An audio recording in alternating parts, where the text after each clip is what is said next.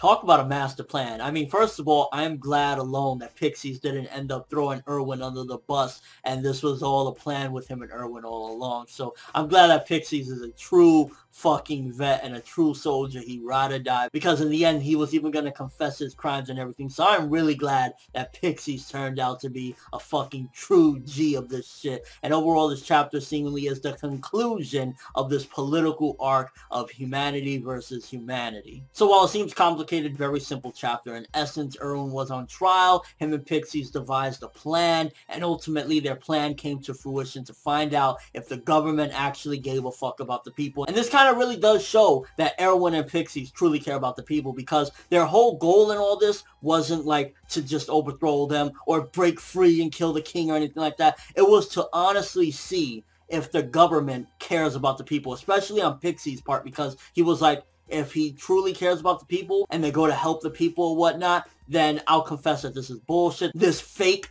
Titan invasion, which, by the way, I was a bit bummed because I thought that this was going to be a full-on, like, oh my god, they're already back, but it would be too early for them to already have arrived back, because we saw them in chapter, I believe it was like 50.5 or something like that. They were like laying on the wall and shit because they were tired from running, or it was 51.5, something like that. So seemingly it's been only a short amount of time since Reiner and Bertolt have left. Also, I would be wondering, so in the end, was it that Ymir bought the big one? What happened to her? So definitely for them to have arrived so soon, it would have just been a little bit weird. I would have liked something a little bit different, but I'm glad that it was just all a ruse to begin with. And basically the government, as we thought, don't give a fuck about the people. They were ready to kill half the fucking nation just to seal up the walls and shit. So fucked up government ultimately overthrown by some decent people, and order is restored. The surveyed corpse is no longer fugitives. So we got a lot accomplished in this chapter, and seemingly humanity versus humanity is no more, because the people now know the bullshit that was going on in the government. They know that the king is a fraud. He's not even supposed to be on that fucking throne, which, by the way, the king looks old as fuck and just like not even in his right mind. He's like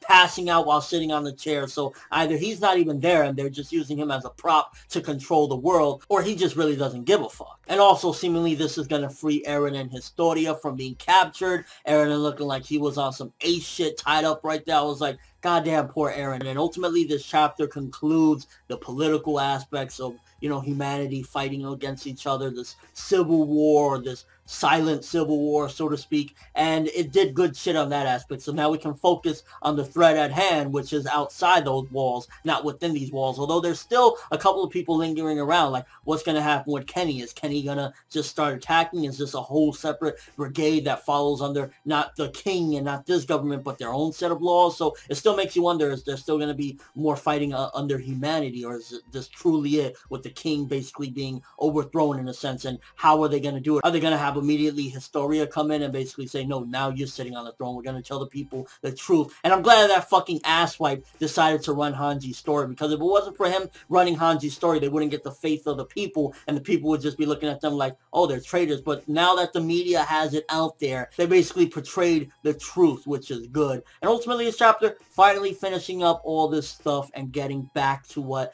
is best about Attack on Titan. We can hopefully focus on getting to the basement and finding out just what the fuck is in there. Like, what did Eren's father hide all those years ago? Because I believe the name of this chapter as well was The Final Curtain. So seemingly the final curtain on this political war that we've been having amongst each other. So yeah, solid conclusion overall. There's still small details to pan out. Again, who's going to be the figurehead to rule overall? And if that is Historia, is she going to slap up Levi in vengeance for what he did? And I'm just glad once again that Erwin didn't die, because it felt like he's been set up to be humanity's hero against the Titans. And if he would have been killed off by humanity itself, that would have just felt fucked up and wrong. Like, I want him to go out like a hero. I think he deserves to go out fighting one of the most strongest Titans and leading his brigade into there to defeat them. And with all that being said, I'm gonna give this chapter 7.5 out of 10. Good finale. Glad we're over with this, and seemingly we just got maybe some remnants of people, but for the most part we can focus on the task at hand, killing these fucking Titans. Let me know what you guys think. First of all, did you think Eren was going to bite the big one? I was kind of like,